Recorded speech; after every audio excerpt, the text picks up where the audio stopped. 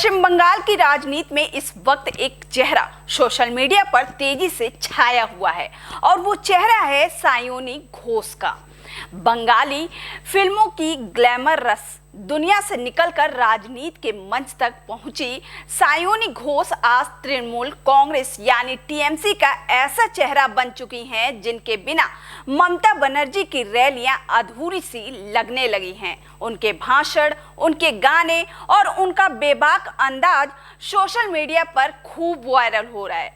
कभी लोकगीत गाती नजर आती हैं तो कभी मंच से शेरो शायरी के जरिए बीजेपी पर तीखे वार करती दिखाई देती हैं। इसी वजह से उन्हें अब इंटरनेट सेंसेशन भी कहा जाने लगा है। लेकिन जितनी तेजी से उनकी लोकप्रियता बढ़ी है उतनी ही तेजी से विवाद भी उनके साथ जुड़ते नजर आ रहे हैं। नमस्कार, मैं पूनम यादव और आप देख रहे हैं टीवी 24 नेटवर्क। इन दिनों सायोनी घोष का एक वीडियो सोशल मीडिया पर खूब वायरल हो रहा है जिसमें वो चुनाव प्रचार के दौरान हनुमान चालीसा का पाठ करती नजर आ रही हैं। और ये वीडियो इसीलिए ज़्यादा चर्चा में है क्योंकि कुछ दिन पहले ही वो एक मंच से मेरे दिल में काबा और मेरी आंखों में मदीना गाना गाती दिखाई दी थी। बस फिर क्या था, बीजेपी ने इस मुद्दे को तुरंत उठा लिया और टीएमसी पर हिंदू विरोधी होने का आरोप लगा दिया। बीजेपी का कहना है कि ये लोगों की भावनाओं के साथ खिलवाड़ हो रहा है। इसी मुद्दे पर उत्तर प्रदेश के मुख्यमंत्री योगी आदित्यनाथ ने भी सख्त बयान दिया।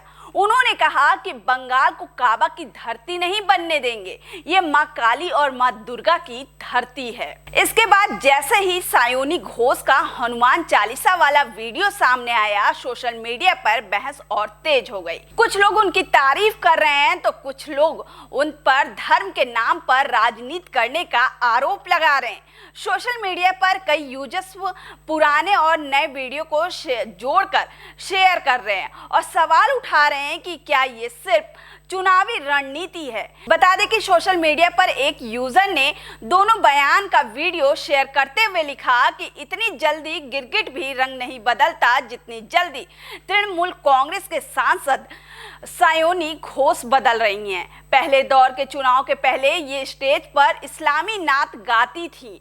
दिल में है काबा, आंखों में है मदीना, मदीना आने की इच्छा है। हालांकि है मक्का और मदीना कभी नहीं जा सकती क्योंकि वहां काफी लोगों का प्रवेश वर्जित है। जैसे ही पहले दौर के चुनाव हुए और पता चला कि हिंदुओं ने तो मुसलमान से भी ज्यादा बढ़कर वोटिंग किया है, उसके बाद ये स्टेज पर हनुमान चालीसा का पाठ करने लगी।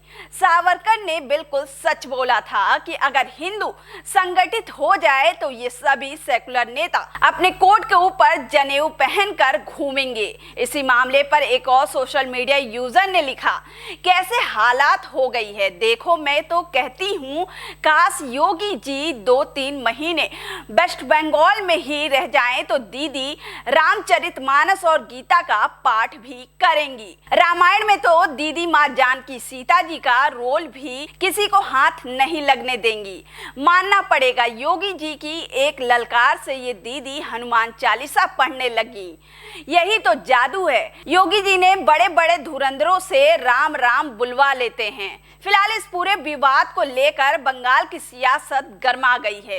एक तरफ बीजेपी इसे तुष्टीकरण की राजनीति बता रही है तो वहीं टीएमसी का कहना है कि ये सिर्फ सांस्कृतिक अभिव्यक्ति है और इसे गलत तरीके से पेश किया जा रहा है। लेकिन चुनावी माहौल में ये साफ दिख रहा है कि आस्था और राजनीति आमने सामने खड़ी हो गई है। आपको बता दें कि सायोनी घोष का राजनीतिक सफर भी किसी फिल्मी कहानी से कम नहीं है।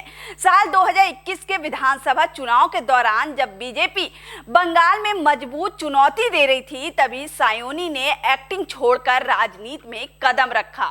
कहा जाता है कि ममता बनर्जी के एक फोन कॉल के बाद उन्होंने बिना देर किए फिल्मी दुनिया छोड़ दी और सीधे चुनावी मैदान में उतर आईं और तभी से वे लगातार राजनीति में एक्टिव हैं। आज वो सिर्फ एक नेता नहीं बल्कि एक ऐसा चेहरा बन चुकी हैं जिनके हर बयान पर चर्चा होती है, चाहे वो संसद में उनकी बेबाकी की हो या फिर चुनावी मंच से दिए गए उनके बयान। अब देखना ये होगा कि सायोनी घोष का ये अंदाज टीएमसी के लिए कितना फायदा लेकर आता है या फिर विवाद ही उनके रास्ते की सबसे बड़ी चुनौती बनता है। सायोनी घोष के इस बयान पर आपकी क्या राय है, हमें कमेंट कर जरूर बताएं।